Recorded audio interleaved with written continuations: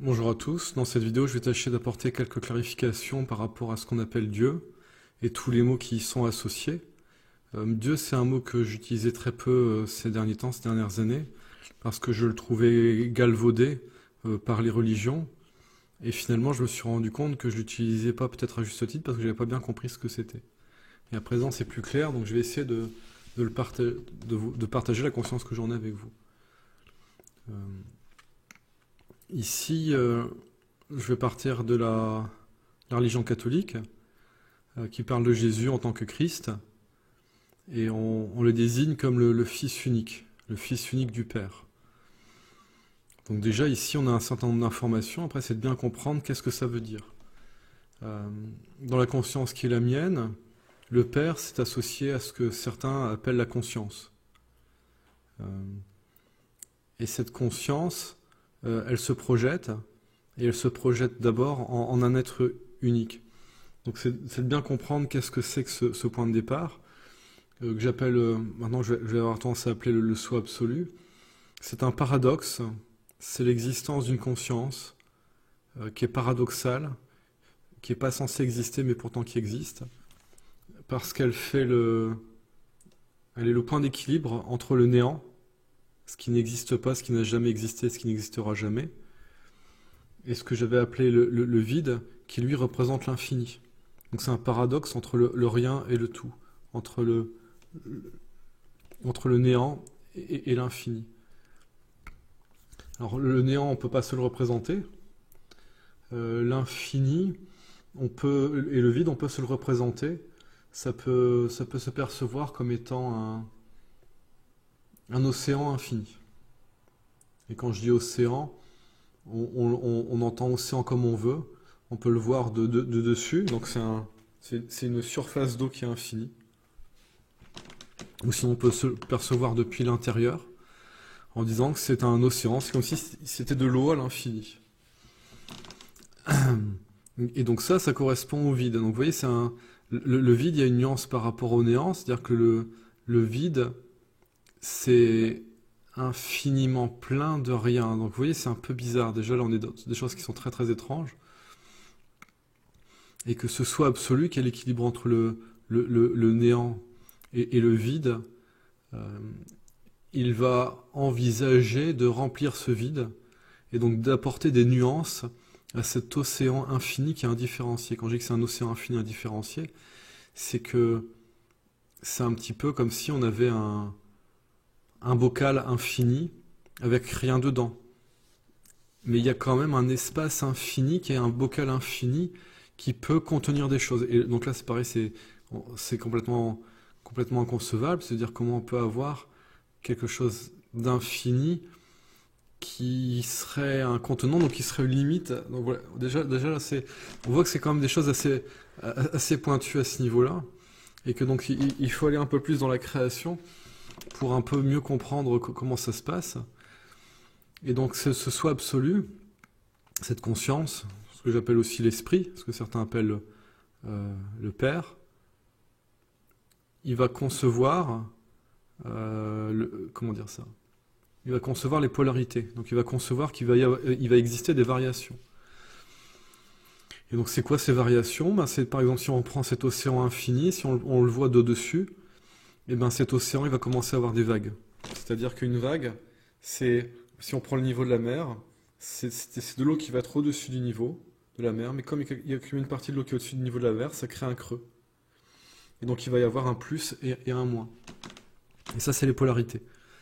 C'est la variation des polarités qui permet de créer les choses.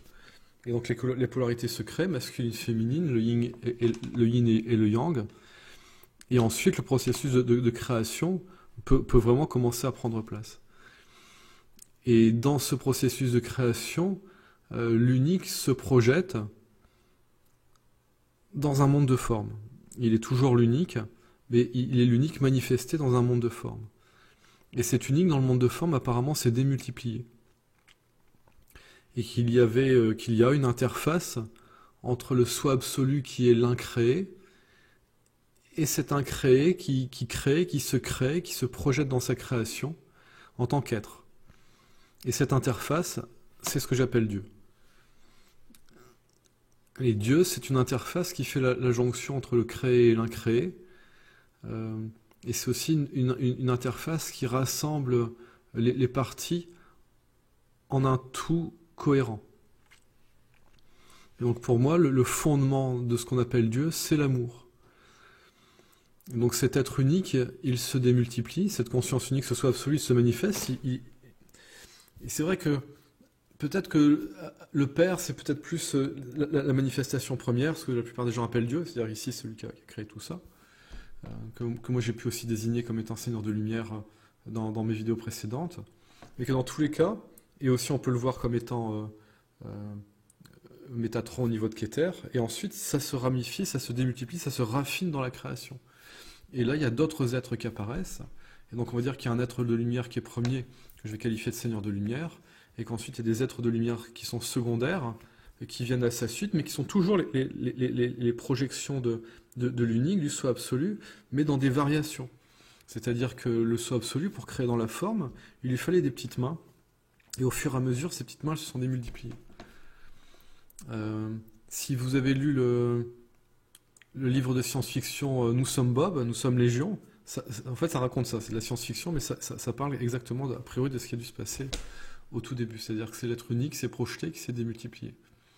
Et on a cette interface qui est Dieu, qui fait la jonction entre l'unique incréé et cet unique projeté dans la matière et démultiplié.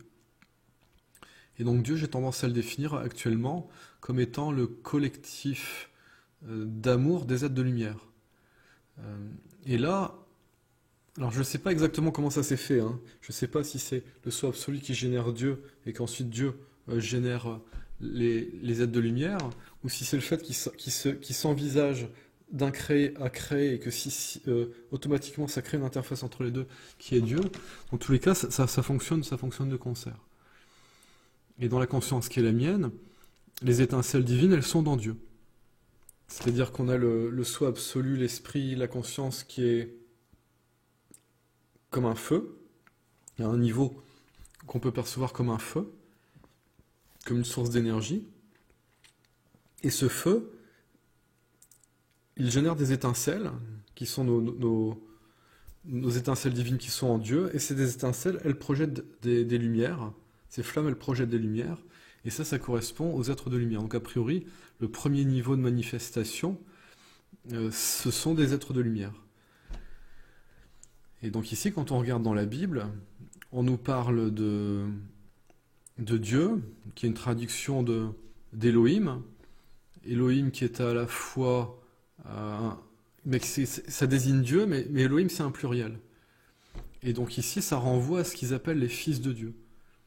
Et qu'est-ce que ce seraient les fils de Dieu? Les fils de Dieu, eh ben, ça correspondrait aux êtres de lumière qui sont les projections au premier degré de la manifestation qui correspond à la lumière, les projections des étincelles divines qui constituent Dieu. Et donc techniquement, ce sont des manifestations de Dieu, les fils de Dieu. Et donc là, on revient par rapport à Jésus, par rapport à la religion catholique. Dans la religion catholique, on nous dit que Jésus, il est Christ, et que c'est le Fils unique du Père qui a été envoyé sur terre. Dans la compréhension qui est la mienne, le Fils unique c'est Dieu, et que finalement Jésus c'est un Fils de Dieu, certainement le premier, certainement le principal, hein, qui correspond au Seigneur de lumière, et donc et qui se manifeste sur terre. Donc vous voyez, on est toujours dans ce que j'expliquais avant. Donc c'est l'unique qui se conçoit dans la matière, avec d'abord une manifestation principale et ensuite des manifestations secondaires. Donc le Seigneur de lumière est après ce qu'on va appeler les êtres premiers, et que Jésus serait en correspondance avec ce Père divin, donc cet unique, qui ensuite se conçoit dans la matière. Et pourquoi on dit qu'il est le Fils unique du Père, Jésus? Le Fils unique, pour moi, c'est Dieu, et donc il est issu de Dieu. Et là, maintenant, on va dans la Kabbale pour comprendre des paroles du type Jésus aurait dit « Je suis en le Père et le Père est en moi ». Je suis en l'Esprit et l'Esprit est en moi, on va le traduire comme ça. Mais si lui, il est considéré comme étant Fils unique, comme étant l'une des manifestations d'un collectif d'êtres de lumière qu'on appelle Dieu. Et bien la Kabbale nous explique comment ça fonctionne, c'est-à-dire que ce qui est relatif au soi absolu, à la conscience, ils appellent ça Aïn, et ce qui correspond à Dieu, ils appellent ça Aïn Sof. Et on voit bien que Aïn, la conscience, elle est dans Aïn Sof. Et Sof, Sofial, la sagesse, il ne peut pas y avoir de sagesse sans amour, parce que la sagesse, c'est la capacité à prendre en compte l'environnement. On ne peut pas être sage si on ne prend pas en compte l'environnement. Donc il y a une autre dimension d'amour associée à la conscience, et ça correspond à Dieu. Et dans Aïn Sof, eh bien, en fait, Aïn, le Père, est en Dieu, dans Aïn Sof, et Aïn Sof, il est aussi dans Aïn, quoi, parce qu'en fait, les deux s'emboîtent. Donc là, on comprend un petit peu mieux qu'est-ce que ça veut dire que Jésus, qui est considéré comme le Seigneur, qui est considéré comme Dieu, qui est considéré comme un petit peu comme je ne sais pas comment il le considère exactement dans la religion catholique, hein, comme le Créateur, comme une manifestation du Créateur. On comprend mieux pourquoi on dit qu'il est le Fils unique. Et maintenant, c'est de comprendre Christ, qu'est-ce que ça veut dire. Et dans la conscience qui est la mienne, Christ, c'est la conscience qui correspond à Dieu. Donc, tous les êtres de lumière, tous les fils de Dieu font partie de Dieu, et tous les fils de Dieu sont Christ. Et donc là, le problème de la religion catholique, c'est qu'il y a eu une personnification du Père, il y a eu une personnification de Dieu, et ce faisant, il y a eu une tendance à amalgamer Jésus avec Christ, et d'amalgamer Jésus avec Dieu, alors que Dieu, c'est un collectif. Donc, c'est-à-dire que tous les autres êtres de lumière, c'est passage à la trappe. Passage à la trappe. Et donc ici, on a la perspective depuis le monde catholique. Maintenant, on peut essayer aussi de voir ça selon d'autres perspectives. Et avant de passer aux autres perspectives, je vais terminer l'explication par rapport à la grille de lecture de la Kabbale.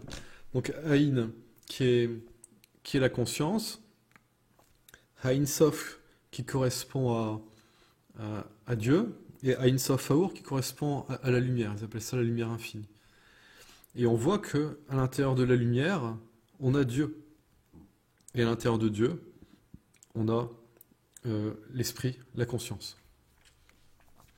Donc si on prend les autres perspectives, par exemple, si je prends, on va faire quelque chose un peu plus...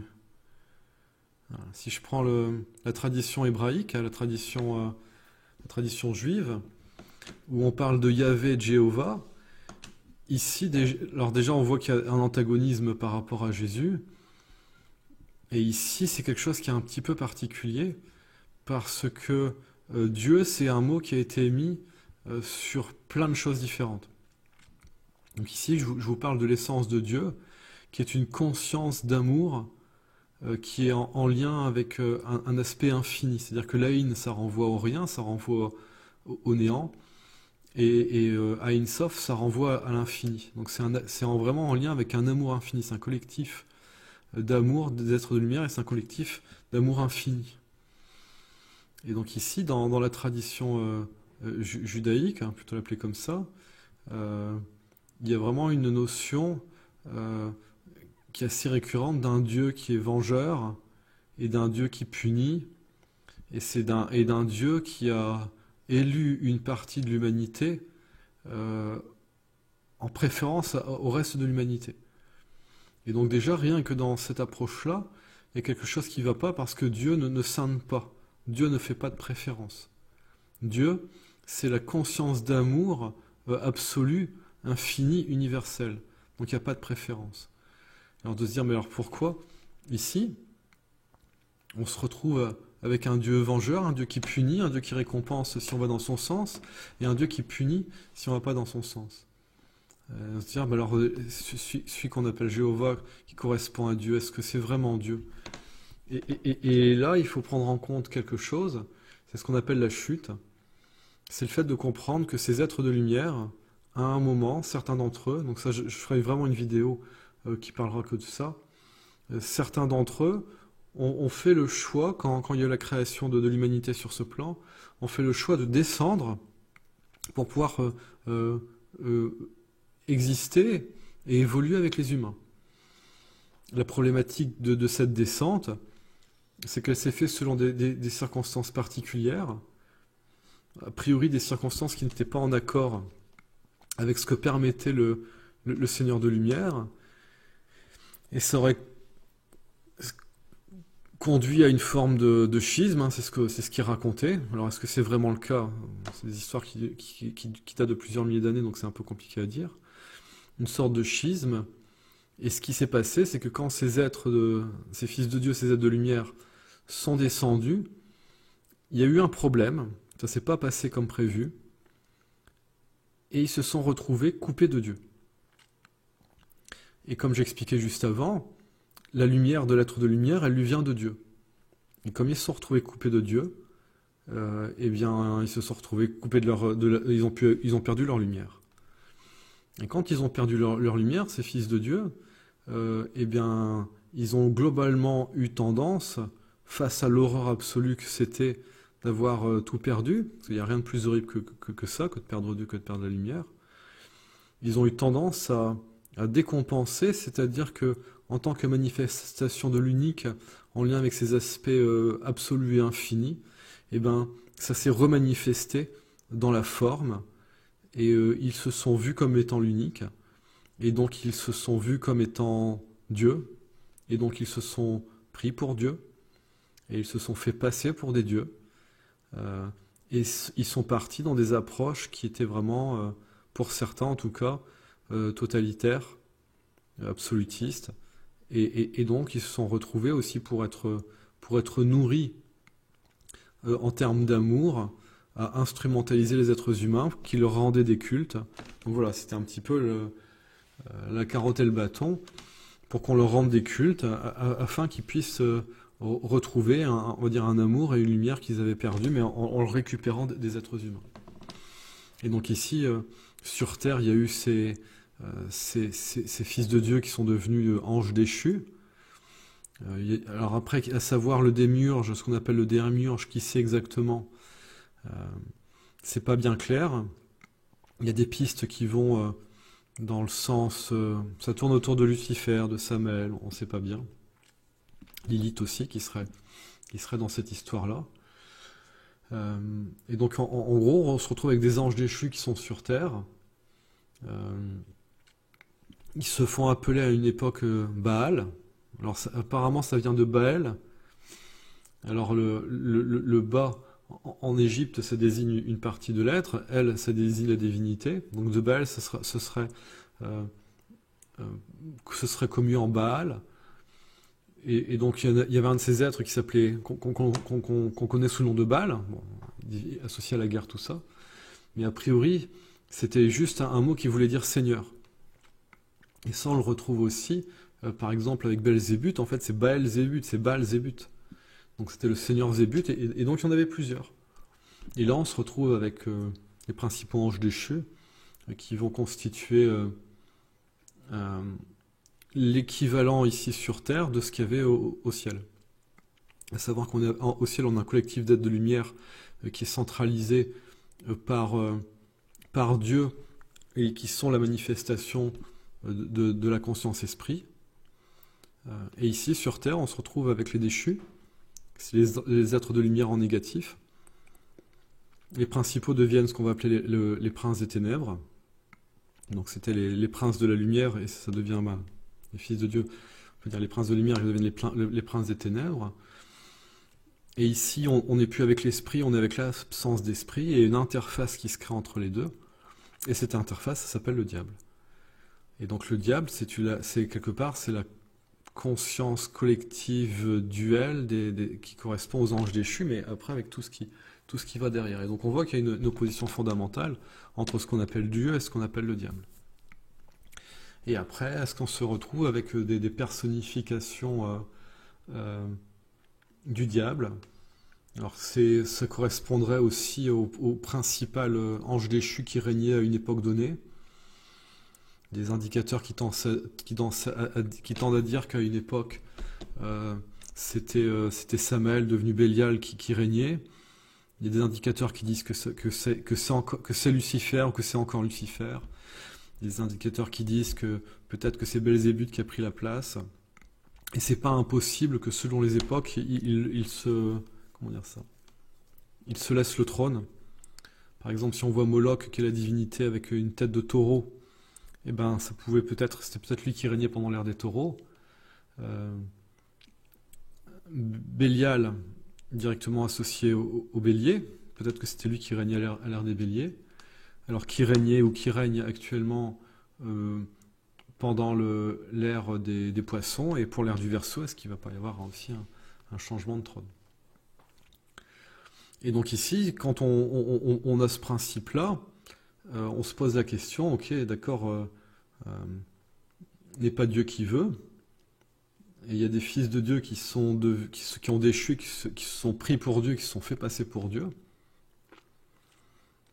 Donc la mégalomanie qu'on peut retrouver chez les hommes, c'est ça, hein, c'est juste cet écho d'avoir perdu Dieu, d'avoir perdu l'unité avec l'esprit, mais comme ils sont manifestations de l'esprit, ils régénèrent ça au niveau microcosmique. Donc la seule solution, c'est vraiment de retrouver Dieu, de retrouver l'esprit, pour recréer un tout cohérent à tous les niveaux.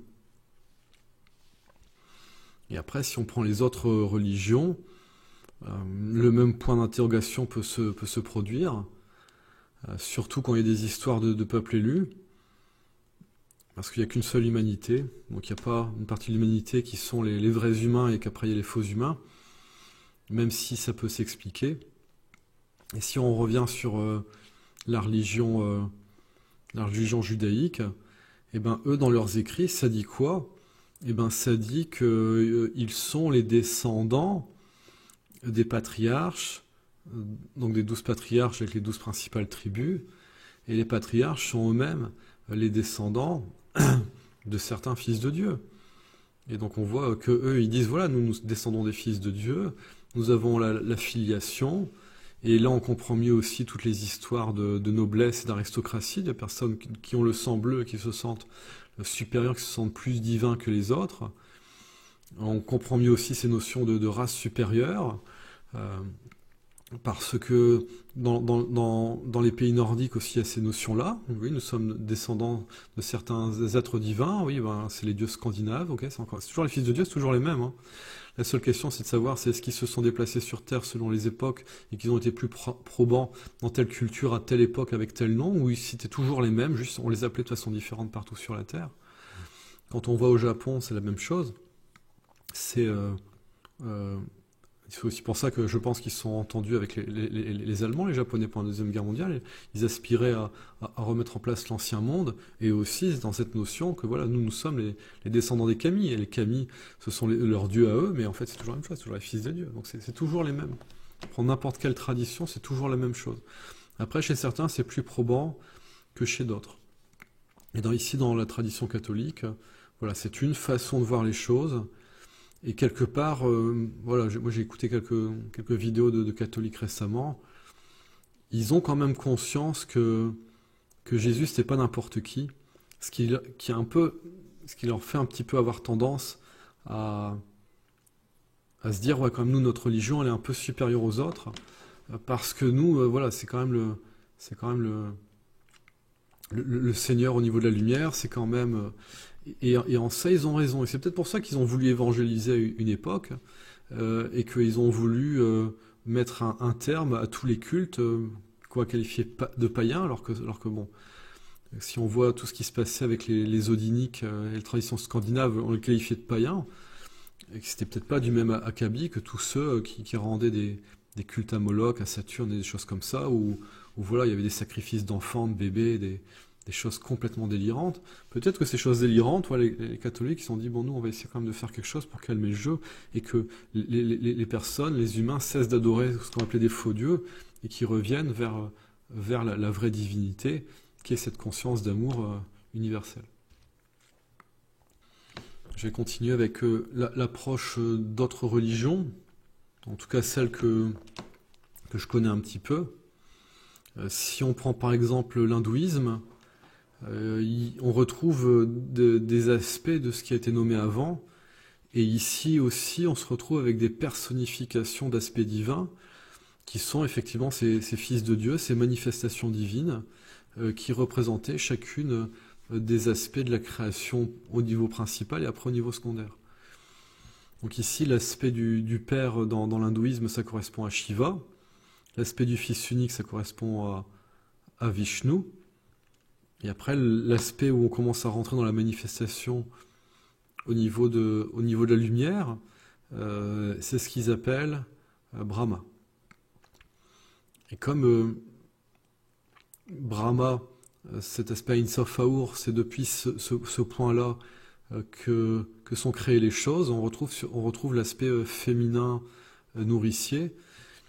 Et de ce fait-là, vous voyez, il y a quelque chose en lien avec le père qui est l'aspect masculin créateur, il y a l'aspect féminin nourricier de la mère, et il y a une interface entre les deux qu'ils ont appelé le fils unique. Et donc là, on revient un petit peu sur ce que j'expliquais avant. Peut-être qu'effectivement, le père a conçu les polarités, le père qui était en fait ni masculin ni féminin, a conçu les polarités qu'on va qualifier de masculines et féminines, que ça se met au niveau vertical avec le père au niveau masculin, la mère au niveau féminin, et avec le fils, l'interface entre les deux qui se crée.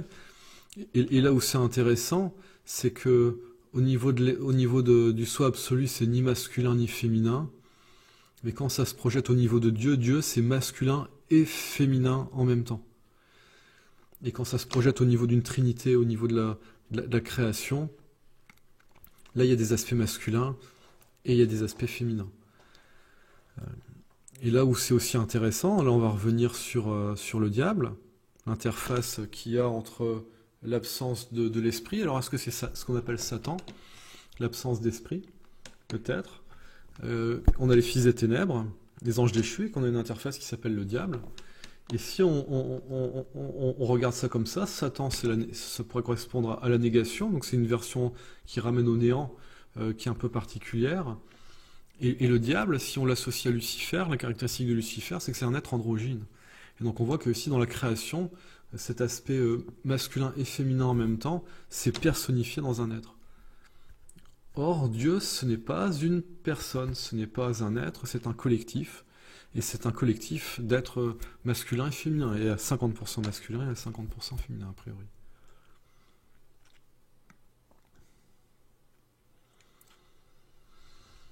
Donc j'ai un petit peu parlé de l'hindouisme, avec Shiva, Vishnu, Brahma.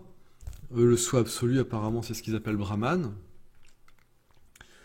Donc on voit qu'il y a des correspondances. On retrouve tous les mêmes aspects de divinité dans toutes les traditions. On a Zeus qui manie la foudre, on a aussi Thor qui manie la foudre, Zeus qui serait associé au Seigneur de Lumière, et sans surprise, Thor aussi.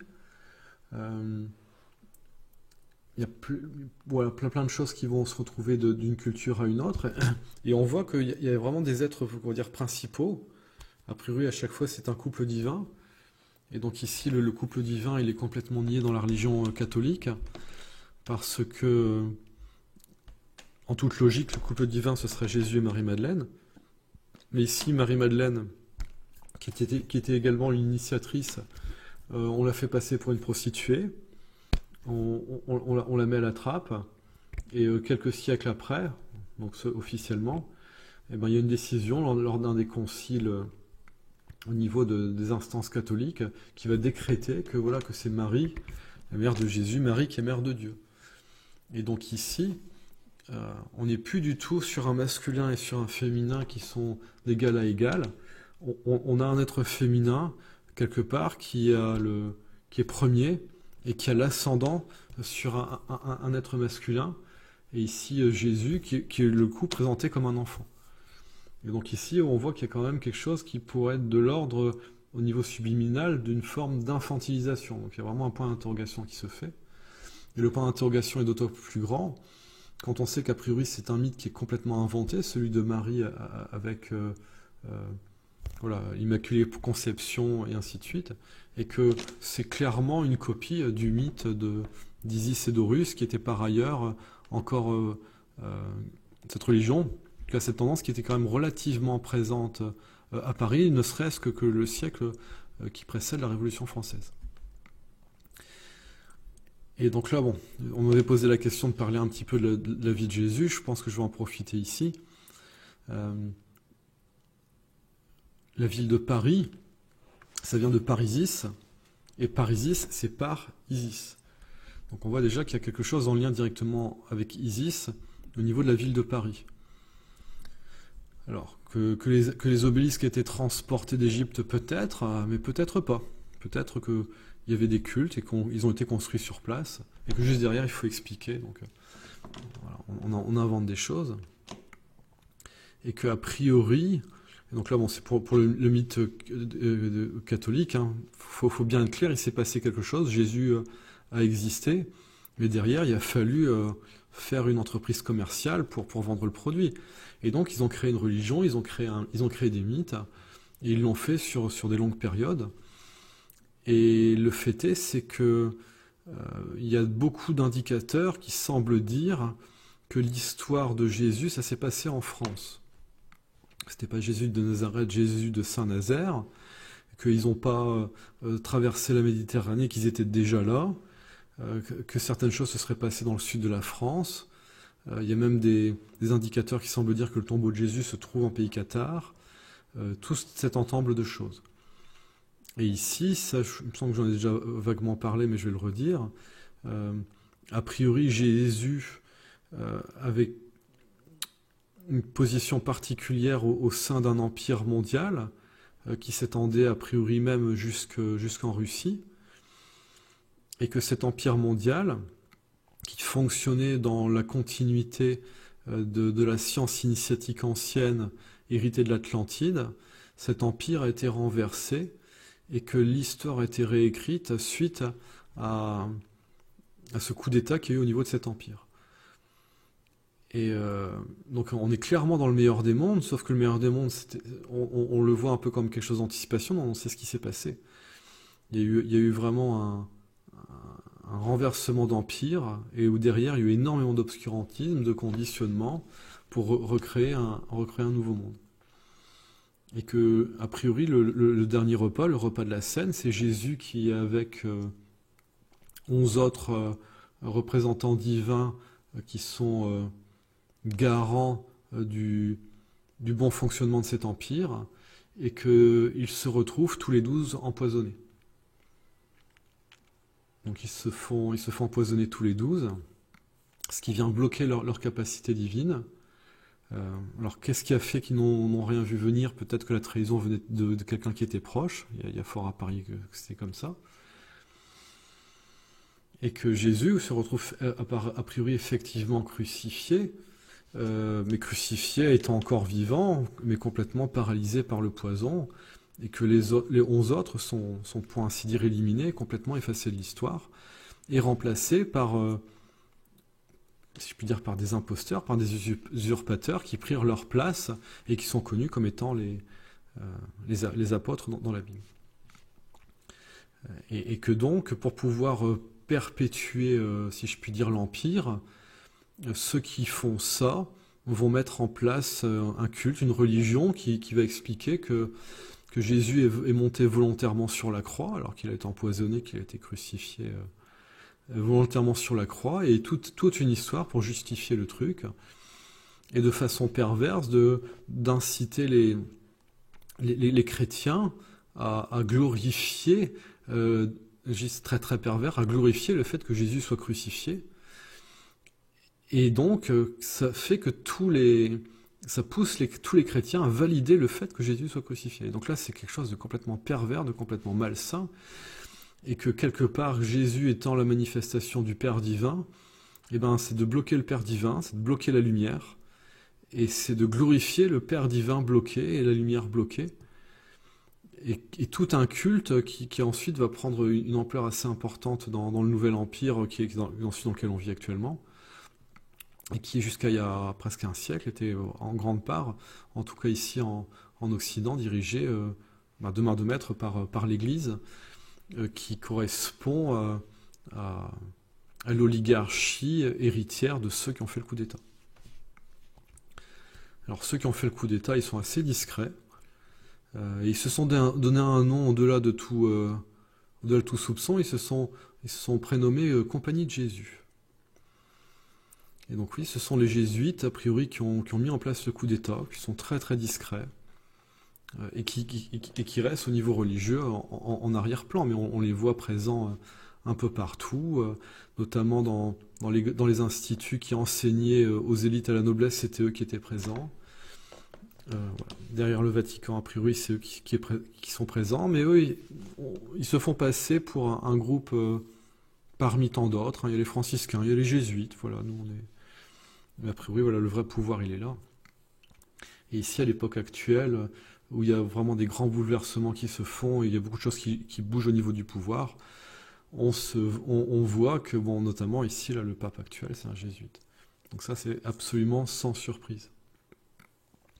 Donc Jésus, effectivement, à un niveau, il était ce qu'on en disait, que sa mère, c'était absolument pas une sainte. Euh, euh, voilà, il était présent ici en France, mais peut-être pas que. C'est là où c'est pas très clair, parce qu'on voit qu'il y a vraiment un lien entre la France et la Russie, et qu'il y a certaines histoires qui expliquent que il régnait aussi en Russie, quoi. Eux, ils ont tendance à situer Jésus en Russie. Mais si c'était une seule et même contrée à cette époque-là, en fait, c'était pas plus la France que la Russie, quoi. C'était juste ce grand empire à cette époque-là. Et donc ici, je vais terminer avec la religion musulmane, qui pose aussi beaucoup d'interrogations, parce que autant il y a des très belles choses à certains niveaux, ça peut se voir avec la piété et la gentillesse de certains musulmans, autant à d'autres niveaux, on a vraiment l'impression qu'il y a aussi une tendance au prosélytisme et au fait de vouloir convertir tout le monde à leur religion. Et là où on voit qu'il y a des gros soucis, c'est quand il y a des incitations au djihad, qu'il y a des incitations à faire la guerre aux ennemis de Dieu, donc aux ennemis d'Allah, alors qu'il est censé être le miséricordieux, mais néanmoins on va les faire la guerre, on va les faire sauter avec des explosifs, sachant qu'ensuite on sera des martyrs et qu'on sera accueillis par des nuées de vierges qui seront là pour s'occuper de nous après notre mort. Et là, quand même, l'aspect guerrier et conquérant de cette religion pose des questions quant à dire, effectivement, est-ce qu'on n'aurait pas également encore un déchu qui serait à la tête de cette religion-là et qui créerait des séparations entre les humains plutôt que de favoriser les rassemblements. Et donc cette négation de l'unité humaine, on le voit aussi dans le rapport aux femmes. Voilà, il y a des choses qui sont assez interrogeantes. Là, ce que je viens de nommer là, c'est pas spécifique de la religion musulmane. Tous les pratiquants de la religion musulmane ne fonctionnent pas comme ça, mais on voit qu'il y a des extrémismes qui peuvent être quand même des indicateurs. Et tout comme on voit qu'il peut y avoir une opposition entre la religion judaïque et tout ce qui est en lien avec le christianisme, en lien avec Jésus, on voit aussi qu'il y a des choses interrogeantes en lien avec les religions musulmanes, étant donné que Jésus, le Fils unique, sa représentation, c'est l'agneau. Et que quand on voit que lors de certaines phases de l'année, alors je ne sais plus comment ça s'appelle, je ne sais pas si c'est l'Aïd ou quelque chose comme ça, je ne sais plus du tout, hein, je n'ai pas le temps de regarder. En tout cas, il y a un moment où ils vont prendre l'agneau, ils vont tuer l'agneau, et ils vont manger l'agneau, quoi. Et bon, ça, c'est un point d'interrogation en disant, mais est-ce qu'il n'y a pas quelque chose de problématique aussi à ce niveau-là? Là, c'est des questionnements, hein, j'ai pas de certitude, je suis pas là pour créer des polémiques, et je n'en souhaite pas. C'est juste dire, voilà, réfléchissons à qu'est-ce que c'est Dieu, réfléchissons à qu'est-ce que c'est l'amour, réfléchissons à pourquoi certaines religions ne peuvent pas coexister si on parle toujours du même Dieu. Il y a quelque chose qui n'est pas cohérent. Et donc ça donne des indicateurs qu'il y aurait des facteurs de dissension au sein de certaines religions et des aspects de pouvoir qui montreraient qu'on n'est pas sur vraiment une approche saine de la divinité de Dieu qui est par essence l'amour. Alors, je me rends compte que j'ai oublié de parler de quelque chose. Donc un petit ajout par rapport à ce qui était nommé précédemment, c'est de voir un petit peu aussi ce qui est en lien avec une autre religion que j'avais oublié, qui est le New Age. Et dans le New Age, on nous parle de la source, on nous parle d'aspects multidimensionnels qui sont associés à Jésus. On voit que le New Age, il récupère un petit peu toutes les traditions qui mélangent les choses, ce qui permet si je puis dire, de ratisser large pour récupérer des personnes de toutes les religions, et aussi pour récupérer ceux qui ne se sentent pas appelés au niveau des religions traditionnelles qui sont fort dogmatiques, et que si on n'a pas été, si je puis dire, endoctriné dès l'enfance dans ces milieux-là, a priori on n'a pas de raison d'y aller. Et donc ici, c'est la même interrogation que pour les autres religions, c'est-à-dire que quand on parle de la source, de quoi est-ce que l'on parle? Est-ce que l'on parle d'aspects en lien avec la conscience? On ne l'appelle pas la conscience, on l'appelle la source. Ce serait une source d'énergie, ce serait une source de lumière. Et l'interrogation, c'est de se demander, ok, la source dont on parle, est-ce que ça correspond à Dieu? Ou est-ce que c'est une source qui a été créée suite à la chute pour pouvoir récupérer, pour pouvoir se relier artificiellement à une lumière qui n'est plus présente, étant donné la déconnexion avec Dieu? Et tout semble indiquer que ça va dans ce sens-là. Et que de revenir à la conscience, de revenir à Dieu, c'est de revenir aux fondamentaux, et que de se tourner vers des appellations qui sont, si je puis dire, dévoyées, ça risque de causer des problèmes. Et notamment, on le voit dans le New Age, avec les personnes qui disent, voilà, moi je me connecte à la source.